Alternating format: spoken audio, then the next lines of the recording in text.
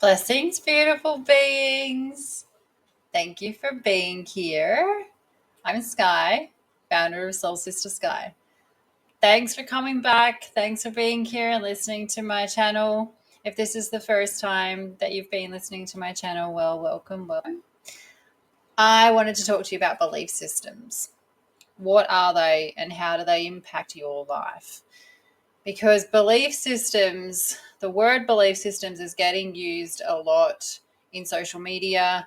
There's, in the coaching industry or in the mentoring industry, there's a lot of talk about belief systems, around like subconscious programming, your healing, shedding belief systems or changing belief systems. So I wanted to really just do this cast with you, this channel with you, to explain on a deeper level what the belief system is, what a belief system is, and how it impacts your life, how it can impact your life, how it does impact your life. Basically, belief systems are the subconscious programming that you use to make choices about everything in your life. So whether it be the relationships that you choose, like what type of a partner, it could be where you choose to live, it could be, the type of house, like where geographically, it could be how you choose to, like what job you choose, what study you choose. It's basically everything. It can come down to what you choose to eat. How much you look after your health, all of those kind of things, they're all belief systems. Okay. So prime example of a belief system is whether or not you're a vegetarian, vegan, and meat eater. Okay. They are belief systems, what you believe. And I'm not judging and I'm not taking away from anyone's belief systems. I'm actually just here to show you what a belief system is, give you that deeper understanding of what a belief system is and how it operates your life and what you can do to change them. So there are some belief systems that can be helpful to your life and some belief systems that can be unhelpful to your life. Sometimes they can start off being helpful and then become unhelpful, or sometimes they can start off being unhelpful and then become helpful. So belief systems really is the everyday choices that you make, where it comes from. And some of the belief systems that you have may not actually be yours. So they could have come from your primary caregiver, the adults that were influential in your life when you were a child, society. There is so many things that have made up your belief systems that you then go on throughout your life making choices based on those belief systems. And they may, like I said, they may not necessarily be your belief systems. It's just a belief system that you've taken on and it can be changed. So it really comes down to authenticity, being in your home space and in your own essence, being true to your own essence, which is just you as a shining bright being. And then you get to choose what belief systems you're going to keep and what belief systems you don't want to keep. So when we talk about belief systems, like I said, it can around, the partners that you choose, based on your primary caregivers of what you saw when you were younger as to how partners interact, and then you go on to that belief system as to how you then show up in relationships, okay, or how you then show up in jobs as well, how you show up in your life.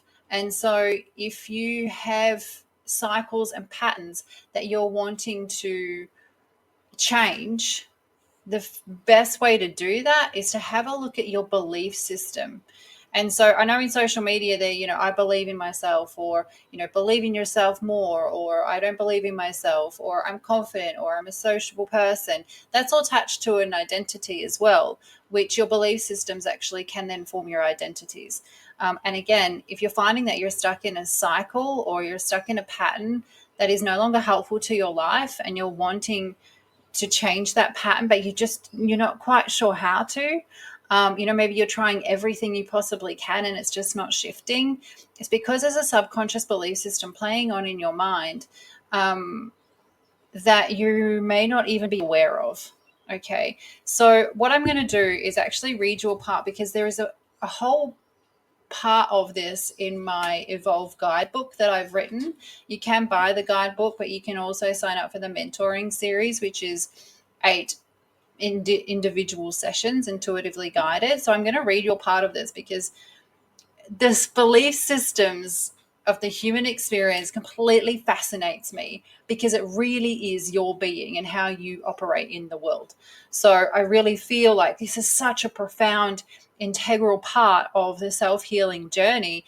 And even if you don't want to change any of your belief systems, just to have a deeper understanding and a deeper explanation as to what a belief system is, where it comes from, how it can be useful, helpful or unhelpful to your life. I don't talk in bad or good. It is what it is. An experience is what it is. It is your mind that creates whether it's bad or good. I talk in helpful or unhelpful. So helpful to your ideal life, helpful to the goal that you're wanting to achieve, or it's unhelpful. Okay. And so this is why this is a part of the guidebook, because it is such an important part of your self-healing journey. And so knowing your belief systems can help you achieve mindfulness and authenticity. So we'll read you an excerpt from this and we'll go a bit more into it. So because values are then also attached to that as well. And so belief systems then create values and identities. And so your value is then attached to an emotion, connected to a belief system or an identity that's been created within you from a young age. So stay with me and I will explain this as easy and relatable as I can. And I will use examples, because I've had many belief systems that I've then had to look at that have created identities within me that have either served me a purpose for a certain period of time, and then I had to choose whether I was going to continue that or shift it and change it, or if I was going to keep it, if it was actually my belief system at all. So an example of this is when you were younger and you had an experience, whatever that experience may be. It doesn't have to be traumatic. It's just an experience, okay? Your mind then inferred that it was either a good or bad experience based on the chemical reaction that occurred in your body. But then also watching other people's reactions around you, like if a baby falls over, a little one falls over, and the parent or the caregiver reacts in a, oh my goodness kind of way, then the child can then feel like what that creates in them, in their body. They can then go on to be like, oh, falling over is scary, or because they've seen that reaction. So much of this is important that it comes from your environment as a child. And so that was then taken on and created, a perception was created, an attachment to the experience. And you learned that when that experience happens or something similar, it makes you feel a certain way, and then the mind needs to connect it to something. So the belief system is created. So like a belief system like respect, okay, but that can also be seen as a value. So I have a value that respect is something that is a large value for me, that's created from a belief system. So it basically could have been created on what somebody else would see as respectful or not respectful. Prime example. Hey, Sam, thanks for jumping on. It's great to see you. So a prime example is, say, swear words. Okay. Swear words have taken on in society a belief that they are not acceptable. Okay. Sure, in your own home, but as a society, as a collective, swear words are seen as, they're terrible words. Now, it's just a word, but then the intention and the energy behind that word is really what has the impact. So, but what happened, say, when you were a kid, and this is a belief system. Society has created a belief system that certain words are not acceptable and certain words are. And so, it might have been when you were a kid that you swore, and your primary caregiver or your older sibling or your teacher or somebody then reacted in a way that made you feel like you were being disrespectful. Maybe you got in trouble for that. I know when I was a kid, it was the whole soap in the mouth thing, and so you then grow up believing that swearing is unacceptable or disrespectful. And that is a belief system. So that is a collective belief system. If you said a word 10 times over without any meaning, just say it 10 times over, repeat it, it loses its meaning. And so you could say any type of word, it's the intention that's behind it. So I hope you're still with me with this, because it's a lot to take in. Belief systems can go through generations, okay? Religion. I'm not going to get too much into that because I am mindful of the sensitivity. However, again, there are many different religions. There are many different beliefs. There are many different belief systems, and that can go through generations. Traditions, whether or not you celebrate Christmas and why you celebrate Christmas. Belief systems, it's all around belief systems. Thanks, Sam. Thanks for popping in and saying you're still here. It's so nice to have you listening live on this show. So, a belief system, something that someone can say too, can really just create a belief system in you. So you may be living in your authenticity, you're happy with the way things are, or you think you're happy with the way things are, life seems to be going smoothly, and then someone can say something to you that can really alter your choices. And so if you have somebody who is influential in your life and you're like, oh, I'm doing this and I'm doing that and I'm doing this and I'm doing that, and then they turn around to you and say, oh, you don't think you're taking on too much, do you? Oh, be careful that you're not taking on too much. Now, I'm sure that comes from a place of care. However, those words can then pop into your subconscious and can then make you start thinking, oh, maybe I'm taking on too much. Oh, maybe your subconscious starts going, oh, we're taking on too much. Hang on, we've been here before. Okay, maybe we're not capable of taking on this much. Self-sabotage, procrastinate, stop what you're doing. Don't do anything, right? And so then that's self-sabotage. And so again, that belief system starts playing in your subconscious. It can be so simple, and it can be so simple as a child because you're a sponge and you're taking in so much.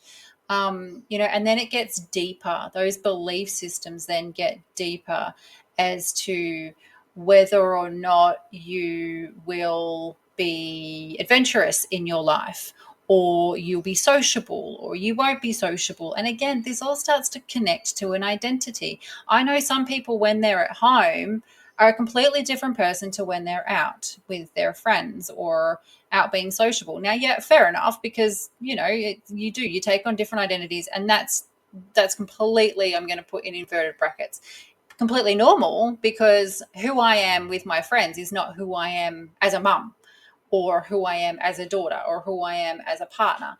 And again, that's fair enough, but then it comes back to you remaining in your authenticity.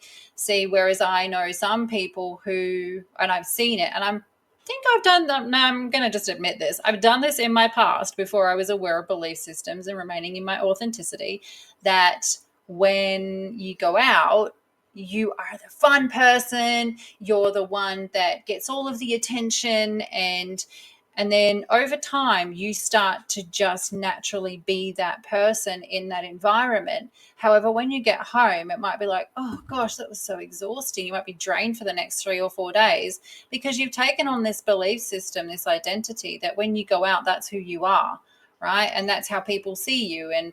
But then that's also, it's also questioning, okay, but when you go out, if you're not that person, if you're not sociable and doing this and doing that and being the life of the party and cracking all the jokes, and then and you don't do that because you just don't feel like it at that time, because you're more connected to how you're actually feeling rather than putting on a show, then the belief system can be there that you're not going to be accepted by your peers, or they're not going to like you because you're not being that particular person where you've always been that person.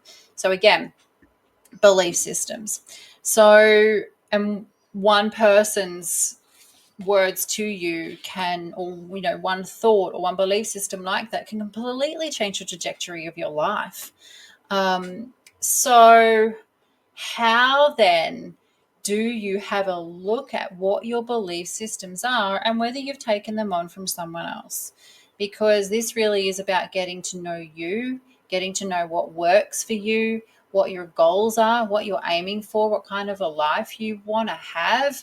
And if it goes against or if it's different to your current friend group or your family, then that can set off all types of subconscious fear and fear of rejection, and fear of abandonment. So again, choosing certain partners to welcome into your life. Now you could have you could be rebelling and choose a certain partner that goes against what your parents would want, who your parents would want you to be, but that doesn't necessarily align with you. Or you could be choosing a partner who you feel that would fit into your family or your friend group, and they tick all the boxes for your family and friends, and you think that they tick all the boxes for you as well, but perhaps, again, they may not align with you. So this really is about getting in touch with who you are, connecting to who you are. Thanks, Sam. That's lovely. I'm glad you liked the show. And I'm glad that it's resonating for you. And, it can be tough when you first start working through what your belief system is and what you've actually taken on, because your mind will tell you that it's your belief system, but you'll know if something feels right for you or if it doesn't feel right for you. And that is a matter of trusting yourself. This doesn't feel right for me. This makes me feel uncomfortable. You might find yourself getting frustrated with certain comments or certain words that are made. You might feel like something's missing, and it's just like, why do I feel like this? And it could be that you've taken on belief systems, or maybe your belief systems are just outdated. Like I said, maybe they worked for you for a while. So I do have a task for you, and it's completely up to you if you choose to do this now or save it for later. But a lot of your belief systems, like I said, come from when you were a child. And so they come from, this is connected to your root chakra, so your base chakra. And so what we want to do is then focus on that, so you can then sit comfortably or lay down if you need to, but sit comfortably and just focus on your base chakra, which is at the bottom of your spine. And when I say focus, I mean visualize that area, tune into that area. Again, it's just your mind. You take your mind into your to the bottom of your spine, and this can help you connect to your belief systems and see if it resonates with your life, if it's still where you are right now. And only focus on one belief system. So it could be a belief system around, why do I do the work that I do? Okay. Something that I really needed to hone in on for me, because the work that I do is, I love to help people. I love to share. I love to share the wisdom that I have to bring more understanding and experience to other people. So, just to break through, have those breakthroughs and understand why they're behaving the way that they are, or why they think the way that they are, and know that there's nothing wrong with you. It's just a certain way that your mind is processing. And so you can sit on the floor with your legs crossed or in a chair. I'm actually reading this now this is an exercise that I have in my Evolve guidebook. So sit on the floor or in a chair, with your both feet firmly on the ground and your hands on your knees. Take a deep breath in through your nose and chase it chase that breath down to your root chakra and breathe out through your mouth. And you can do that 3 times and then ask yourself, what is my belief system about myself? And see what comes up. How do you feel in your body? Do you feel uncomfortable? Do you feel love? What is it that is actually happening in your body? What's the energy that's happening in your body? If there's an uncomfortable feeling, if there's any type of like sadness or grief, then you might actually have an unhelpful belief system about yourself. When you feel into what is my belief system about myself, it could be, if you feel joy and happiness, well, then that's amazing, and so if you feel any type of sadness or any type of loneliness, when you feel into what your belief system is, then please know that you are connected to all. If you feel lonely, then please know that there's more self-love for you. Okay? More self-love, more self-acceptance for you to become your own best friend. Love yourself, fall in love with yourself, do all the things that light you up, and know that you are connected.